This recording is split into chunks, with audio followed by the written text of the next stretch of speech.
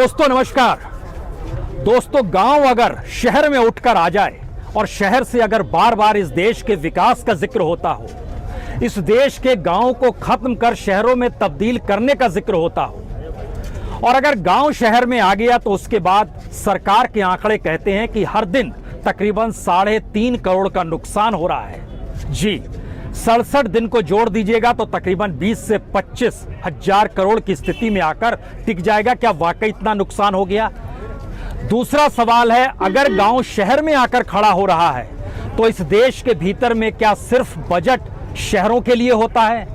इस देश में पूरा बजट क्या इंडस्ट्री और सर्विस सेक्टर के लिए होता है? आज जिक्र इसलिए महत्वपूर्ण है क्योंकि कल बजट आ रहा है और हमें लगता है कि आज गाजीपुर के बॉर्डर पर इस तरीके से जो घर बने हुए हैं, जो मकान बने हुए हैं, जो झोपड़ियां बनी हुई हैं, जो तिरपाल सजे हुए हैं, उसके भीतर जब झांकिएगा तो एक उम्मीद और एक आस खुद के आंदोलन को लेकर इसलिए तेज हो चली है क्योंकि इन्हें लगने लगा है कि किसानों के साथ समूचा देश आज नहीं तो कल खड़ा हो ही जाएगा।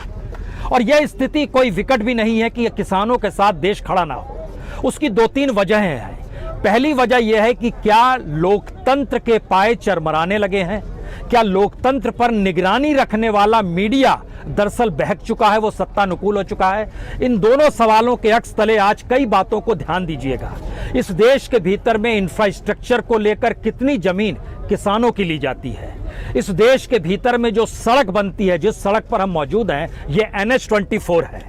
ये बीते 65 दिनों से डिस्टर्ब है, बंद है, कई बार पूरी तरह बंद है। इस इलाके में इंटरनेट सेवा बंद कर दी गई है। यानी गांव को शहर बर्दाश्त कर पाने की स्थिति में नहीं है। लेकिन किसान अगर इस देश की राष्ट्रीय सहमति के साथ दिल्ली के चारों तरफ आकर खड़ा हो जाएगा तब क्या होगा? और लोकतंत्र के 3 पाए का मतलब आप न्यायपालिका समझेंगे, विधायिका समझेंगे, कार्यपालिका समझेंगे, लेकिन इसके साथ आज मीडिया को भी समझने की कोशिश कीजिए, क्योंकि जब जड़ में ये बात निकल कर आ जाए कि दरअसल जिस लोकतंत्र को जिया जा रहा है वो लोकतंत्र सिर्फ सत्ता के लिए काम करता है, तब आप क्या कहेंगे? ये पहला मौका है इस देश के भीतर में, क्योंकि अभी तक ये माना गया 2014 से लेकर 2020 तक मीडिया के लिए जो बजट मौजूदा सरकार यानी मोदी सरकार का रहा, वो बजट एट पार है। एट पार से मतलब यह है कि किसी भी प्रधानमंत्री ने इतना बजट प्रचार पे खर्च नहीं किया।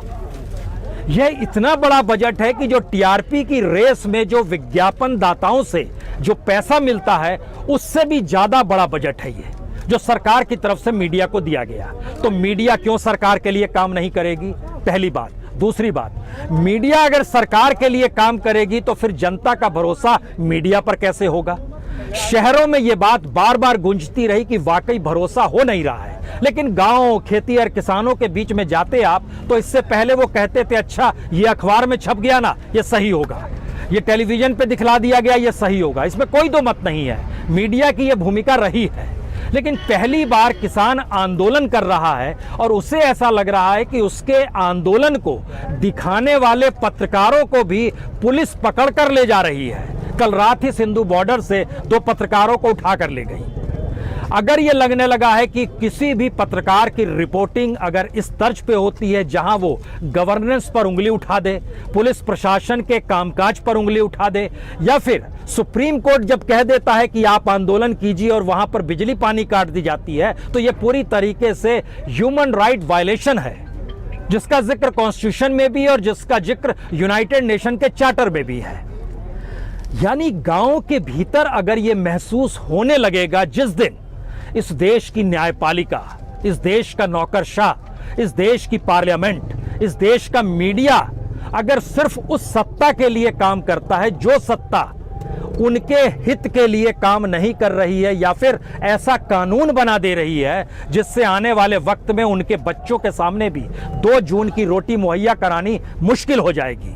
तो आइए जरा आज हम इतिहास नहीं बल्कि इस सरकार की परतों को आपके सामने खोलना चाहते हैं, जिसके जरिए आप समझ पाएंगे कि विकास की परिभाषा में किसान फिट क्यों नहीं बैठता है। बजट कल पेश किया जाएगा, उसमें भी किसान फिट क्यों नहीं बैठेगा।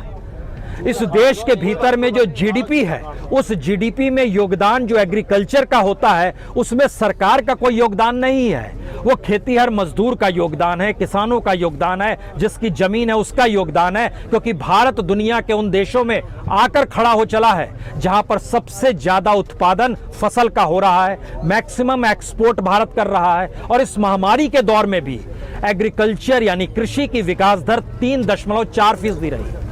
अब आप अनूठा सच देखिए, एग्रीकल्चर की विकास दर 3.4 महामारी के दौर में भी थी, और महामारी अब खत्म हो रही है तो सरकार का इकोनॉमिक सर्वे कहता है कि आने वाले वक्त में भी कृषि की विकास दर 3.4% रहेगी। यानी कोई सहयोग सरकार के पैकेज, कोई सहयोग सरकार का बजट और सरकार जो कानूनों को बनाती है उसका असर कृषि विकास दर पे नहीं पड़ता है।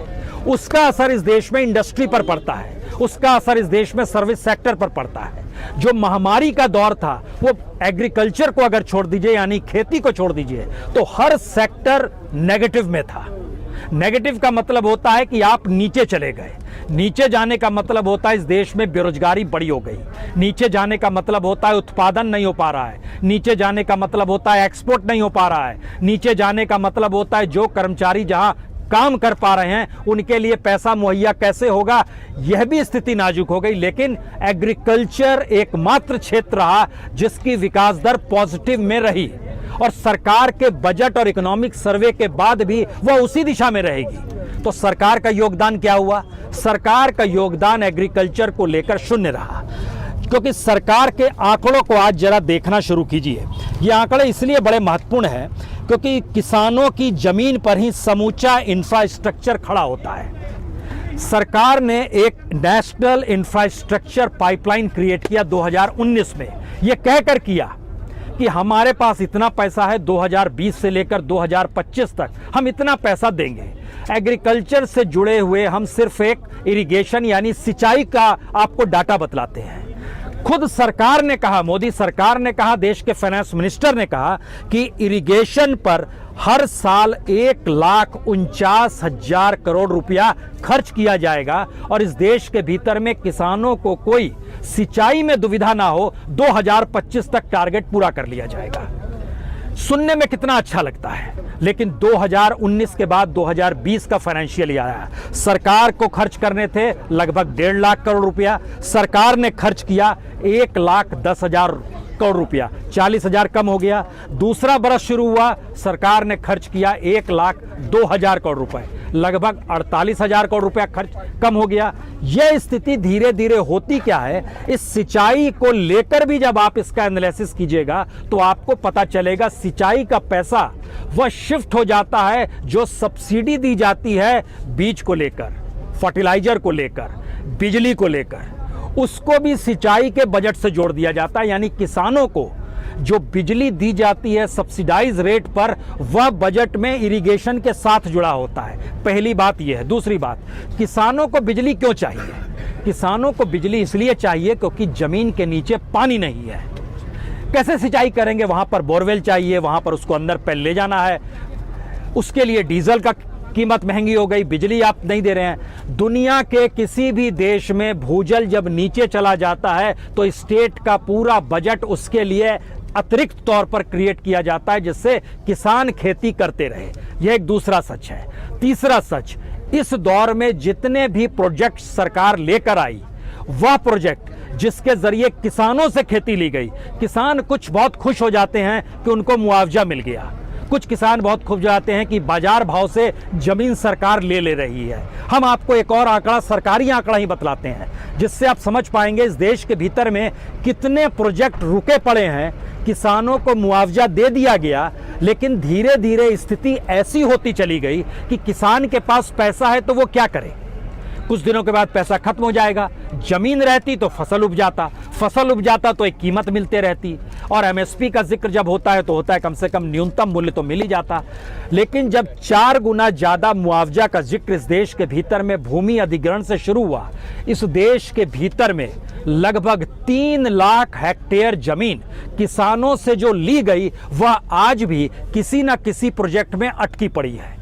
कुछ उदाहरण हम आपको जैसे देते हैं। उदाहरण देने से पहले एक चीज़ और बताते हैं। जहाँ पर हमें है वहाँ से बहुत ज़्यादा दूर नहीं, तकरीबन 50-60 किलोमीटर की दूरी पर जेवर का इलाका है, जहाँ पे हवाई अड्डा बन रहा है। वहाँ पर 2 स्ट्रिप्स बन चुकी है, एक तीसरी स्ट्रिप चाहिए।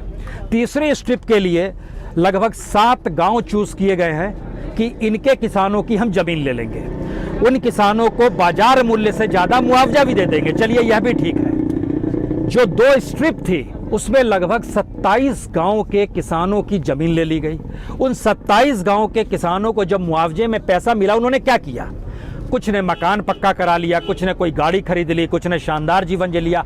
आज की स्थिति यह है कि उन 27 गांव में से लगभग 60% किसानों से मिलिएगा तो उनको समझ नहीं आ रहा है कि आगे जिंदगी कैसे चलेगी। यानी सरकार प्रोजेक्ट्स के लिए किसानों को मुआवजा चाहे दे दे, और वो प्रोजेक्ट्स चाहे आने वाले वक्त में जिसके लिए भी काम आए, और तकरीबन 1365 हेक्टेयर जमीन जब ले ली जाएगी तो इन 7 गांव के जितने भी लोग होंगे जिनकी जमीन इसमें चली जाएगी, तत्काल में मुआवजा मिलेगा। लेकिन आज की स्थिति क्या है? महंगाई दर 9% के पार, बैंक में इंटरेस्ट रेट 3% भी नहीं मिलता है। महंगाई जो बढ़ रही है वो इस रफ्तार से बढ़ रही है कि आप अगर बैंक में पैसा जमा करेंगे वह भी कम होता चला जाएगा। यहां से दूसरा सवाल निकलता है, किस डेवलपमेंट का जिक्र हो रहा है और किस सुधार का जिक्र हो रहा है, रिफॉर्म का जिक्र हो रहा है। यानी कृषि सुधार का जिक्र जो किया जा रहा है उसके मतलब क्या, उसका लाभ किसको मिलेगा? उसका लाभ बहुत सीधे तौर पर उन पैसे वालों को मिलेगा जो पैसे के जरिए उस जमीन को अपने पास लेंगे और वहां पर बाजार के अनुकूल फसल उपजाएंगे। क्योंकि जो फसल किसान उपजाएगा वहां पर बीज उस कॉरपोरेट का होगा, टेक्नोलॉजी उस कॉरपोरेट की होगी, खाद उस कॉरपोरेट की होगी, सारी चीज उसकी होगी। हम यहां पर भी आपको एक उदाहरण दे देते हैं। मुंबई से कुछ दूरी पर नासिक, और नासिक से कुछ पहले अंगूर के खेत हैं। अंगूर के खेतों में जो पहले किसान अंगूर उगाते थे वो बाजार में बेच देते थे। 2004-05 में हुआ क्या कि अंगूर की जगह वहां पर वाइन वाले अंगूर बनाने के लिए बड़े बड़े कॉरपोरेट आ गए। उन्होंने किसानों से कहा कि हम आपको लाभ देंगे, आप वो अंगूर छोड़िए, वाइन के लिए अंगूर बनाना शुरू कर दीजिए। शराब के लिए अंगूर बनने लगी। 3 सीजन के बाद वो जमीन सिवाय शराब के लिए अंगूर उपजाने के अलावे कुछ भी उपजाने की स्थिति में नहीं थी। इसका असर क्या हुआ?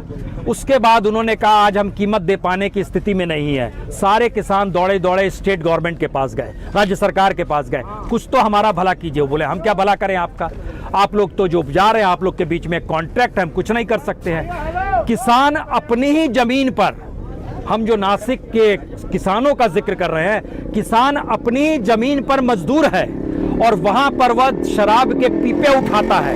जो वाइन फैक्ट्री वहां पर लगी हुई है नासिक के इलाके में, वहां पर वो मजदूरी का काम करता है। वहां पर रेव पार्टियां चलती हैं, वहां पर तमाम तरह की पार्टियां चलती हैं और उससे कमाई होती है। ये पहला हिस्सा है। दूसरा हिस्सा, इस देश के भीतर में इकोनॉमी जिस लिहाज से डामाडोल हो गई है उसका सच भी किसानों को इसलिए जानना चाहिए क्योंकि पैसे से पैसा बन सकता है, लेकिन इस देश में कोई भी अर्थव्यवस्था ऐसी इन लोगों ने डेवलप ही नहीं की कि प्रोडक्ट से पैसा बन सके, यानी फसल से पैसा बन सके।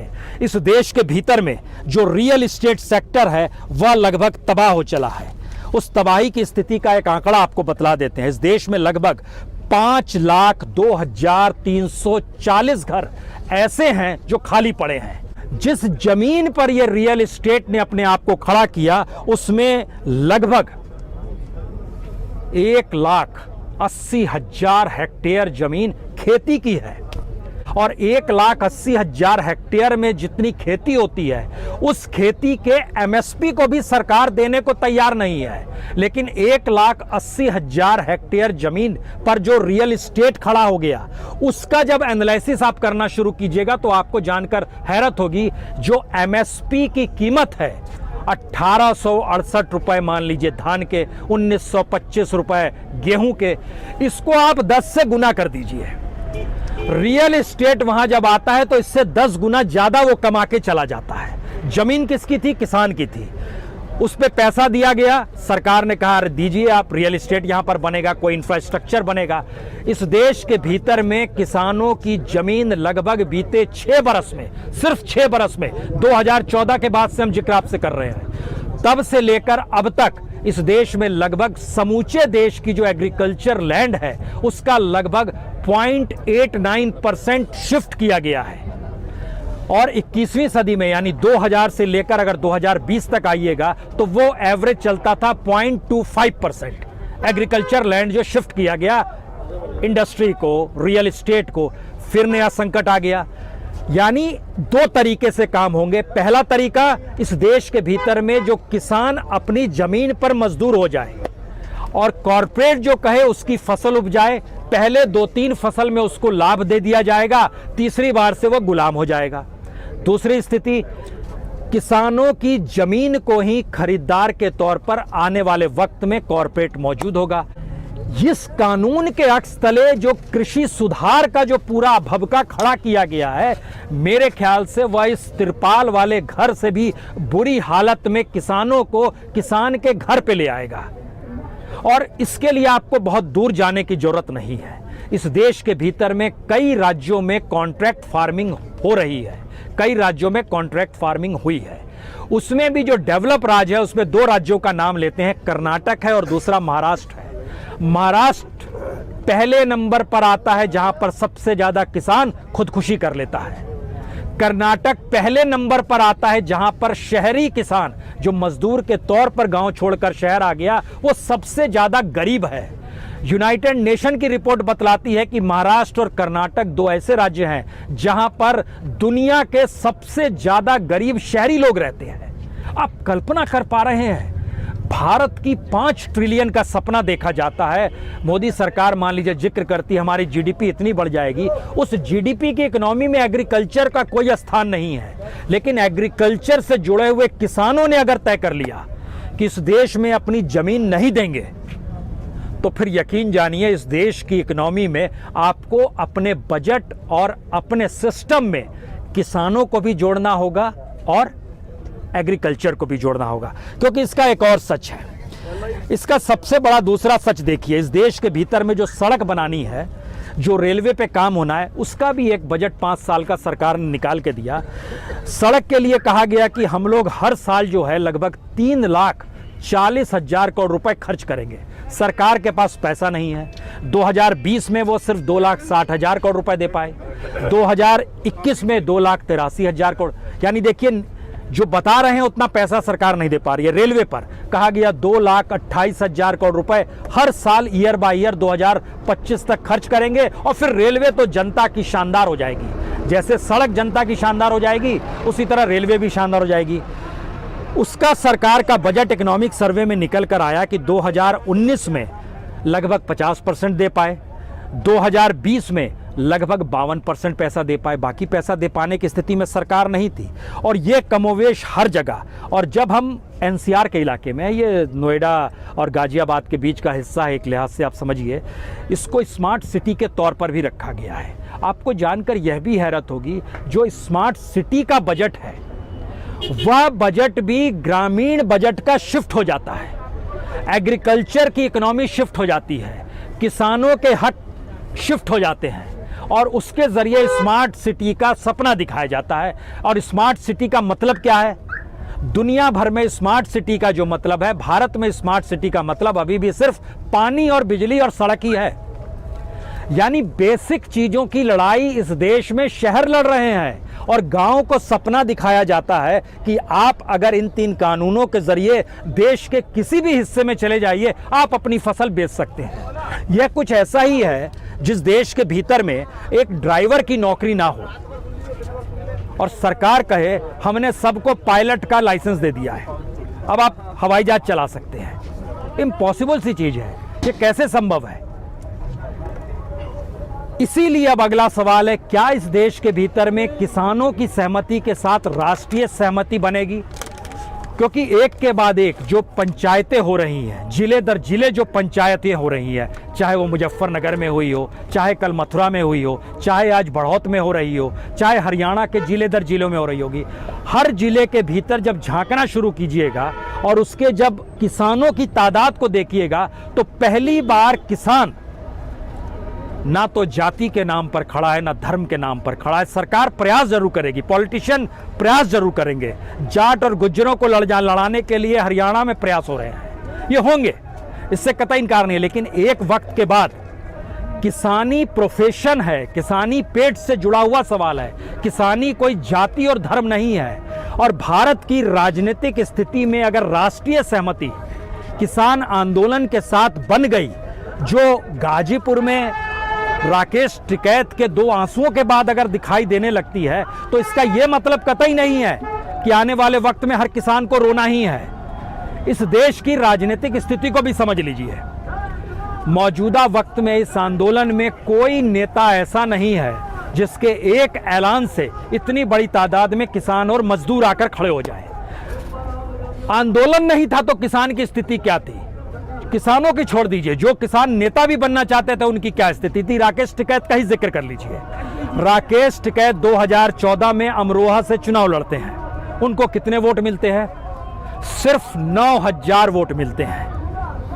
अब आप कल्पना कीजिए, जो चुनाव जीता उसको 5 लाख से ज्यादा वोट मिले, जो सेकंड नंबर पर आया उसको 3 लाख से ज्यादा वोट मिले, इनको सिर्फ 9000 वोट मिले। लेकिन आज की तारीख में अगर चुनाव हो जाए और इस देश का किसान सोच ले कि किसान को ही चुनाव जिताना है, तो क्या वाकई 5.5 लाख वोट जो 2014 में जिसे मिल पाए थे उसे मिल पाएंगे? नहीं मिल पाएंगे। तो पहली बार पॉलिटिक्स शिफ्ट हो रही है।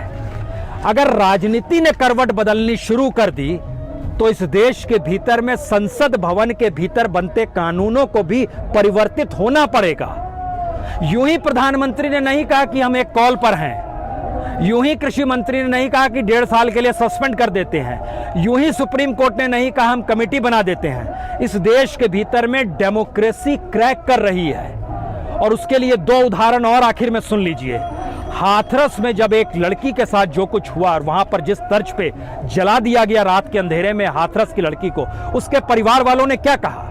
उन्होंने कहा हमको सीबीआई जांच नहीं चाहिए, हमें सुप्रीम कोर्ट के किसी जज के साथ एक कमेटी का निर्माण कीजिए, उस पर भरोसा है। यानी सीबीआई पर भरोसा नहीं रहा। सीबीआई देश की प्रीमियर संस्था, जांच करने वाली संस्था। उसके बाद किसान आंदोलन में आइए, किसानों को लेकर सुप्रीम कोर्ट ने कहा हम कमेटी बनाते हैं, किसानों ने कहा कोई भरोसा नहीं है। सुप्रीम कोर्ट कह रहा है हाथरस तक इस देश के वह इंस्टीट्यूशन डूबे हुए नजर आते थे जिसमें न्यायपालिका शामिल नहीं थी।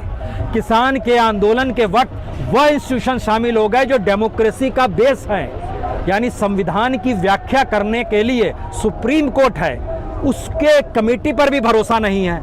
इनको भरोसा है कि हमने आपको चुनकर भेजा है, आप हमारे खिलाफ कानून क्यों बनाएंगे? यानी एक ऐसी स्थिति आ गई है तो चीजें बची कहां?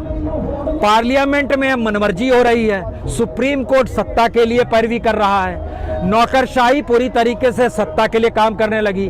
पुलिस सड़क पे मौजूद इसलिए है क्योंकि उसको भी तो अपना वेतन चाहिए, रोजी रोटी चाहिए, तो जैसा सत्ता हांकेगी वो वैसे ही दिशा में चलेगी। लेकिन ये चीजें क्रैक कैसे होंगी? क्रैक राष्ट्रीय सहमति से होगी। और राष्ट्रीय सहमति का मतलब यह है जब जड़ों में, यानी गांव की जड़ों में इस बात को लोग समझने लगेंगे कि वाकई ये कानून ऐसी परिस्थिति में लाया गया जिसमें किसानों से इसलिए नहीं पूछा गया क्योंकि किसान को मजदूर में तब्दील करना है, उसकी जमीन को कॉर्पोरेट के आगे हवाले करना है। बड़ी क्लियर कट लाइन है ये, और ऐसा होते आ रहा है लगातार। और इसमें कानून क्यों लाया गया, यह भी एक आखिरी सवाल होना चाहिए। कानून इसलिए लाया गया क्योंकि इन 3 कानूनों के भीतर का सच यह है, किसान इसके बाद अदालत नहीं जा सकता है। कॉर्पोरेट बार बार सरकार से कह रहा था हम खेती में पैसा तो लगा देंगे, लेकिन होता क्या है कि किसान अदालत में चला जाता है, चीजें अटक जाती हैं। सरकार ने कहा ऐसा नहीं होने देंगे, हम एक नई व्यवस्था करते हैं। तो उन्होंने 3 तरह की व्यवस्था की।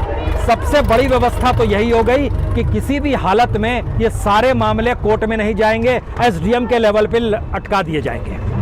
एसडीएम की हैसियत क्या होती है, ये कोई छुपी हुई बात नहीं है। और इस देश के भीतर में 3 करोड़ से ज़्यादा मामले छोटी अदालत से लेकर सुप्रीम कोर्ट में लंबित है, यह भी छुपी हुई बात नहीं है। और पैसे के बल पे कैसे चीज़ें बदलती है, यह भी छुपी हुई बात नहीं है।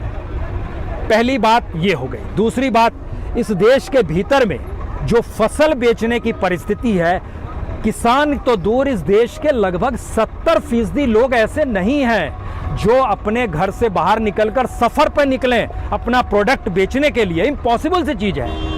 यहां पर हैंड टू माउथ की स्थिति है। कमाएंगे तो खाएंगे, खाएंगे तो फिर कमाने की दिशा में बढ़ेंगे, नहीं होगा तो साहूकार से पैसा लेंगे, बैंक से लोन उठाएंगे। लेकिन झटके में क्या कर दिया गया, रिजर्व बैंक ने जिस तरीके से अपनी तिजोरी खोली सरकार के लिए, बैंकों ने अपनी तिजोरी खोली कॉरपोरेट के लिए, उसका सच ये है कि किसानों पर आज की तारीख में, मौजूदा वक्त में जो बैंकों से उठाया हुआ लोन है वह सिर्फ 1 लाख करोड़ का है।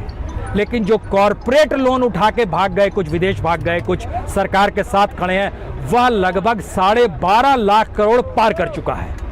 उस कॉरपोरेट पर कितने लोग टिके हुए हैं? इस देश के मैक्सिमम 20 करोड़ लोग। खेती पे कितने लोग टिके हुए हैं? लगभग 80 से 84 करोड़ लोग। ये असमानता का एक अद्भुत संसार है और इसके भीतर चीजें लाई जा रही है।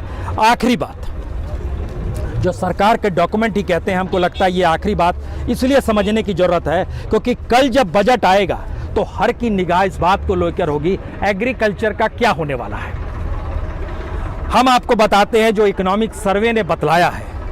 इकोनॉमिक सर्वे का कहना है कि माइनिंग के क्षेत्र में -17.2% विकास दर थी, जो आने वाले वक्त में घटकर -8.3 हो जाएगी। कुछ स्थिति सुधर गई। जाहिर है माइनिंग से जुड़े कॉरपोरेट को कुछ पैसा मिलेगा।